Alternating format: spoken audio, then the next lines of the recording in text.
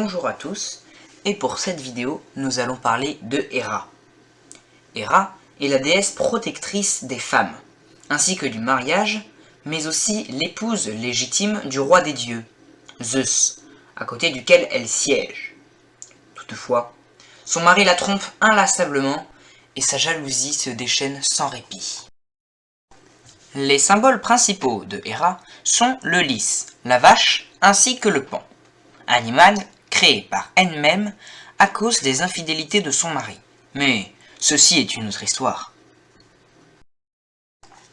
Elle est l'épouse légitime de Zeus, c'est-à-dire que toutes les autres femmes du roi des dieux sont des maîtresses. Sa haine envers ses rivales est immense, et si la rivale parvient à accoucher, les enfants seront eux aussi martyrisés. Ce fut le cas d'Héraclès ou de Dionysos.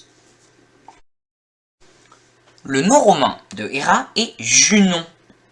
Et si on devait définir Héra en 3 adjectifs, ce serait sans doute tenace, rancunière, mais aussi incroyablement belle.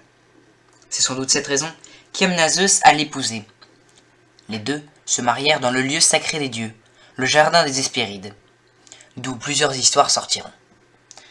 La particularité de cet endroit était que les pommes des arbres étaient en or.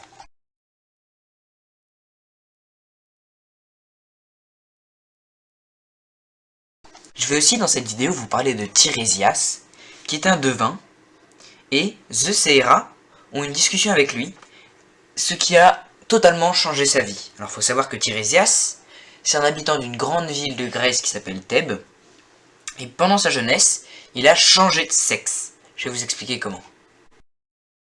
La singularité de Tirésias venait de ce qu'il avait changé de sexe 2 fois. Il est né garçon, il était devenu fille vers l'âge de 18 ans, il était resté 9 ans, puis avait repris le sexe masculin. Cette double métamorphose l'avait rendu célèbre, non seulement auprès des habitants de Thèbes, mais aussi auprès de ceux de l'Olympe, ce qui explique que Zeus et Héra l'aient un jour choisi comme arbitre d'un différend qui s'était élevé entre eux.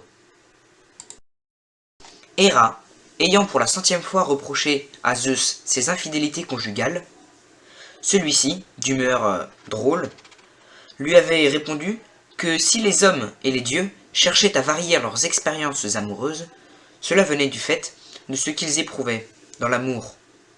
C'étaient des plaisirs plus vifs que ceux de la femme. Héra n'est pas d'accord. Zeus propose de trancher le débat. Ils vont donc voir Tirésias, qui, ayant été homme et femme, pouvait avoir une comparaison objective. Tirésias, consulté, avait donné raison à Zeus. Vexé, Héra l'avait immédiatement puni en le rendant aveugle. Pour le dédommager, Zeus lui avait fait don d'une exceptionnelle clairvoyance mentale et d'une rare aptitude à élucider les mystères et les énigmes.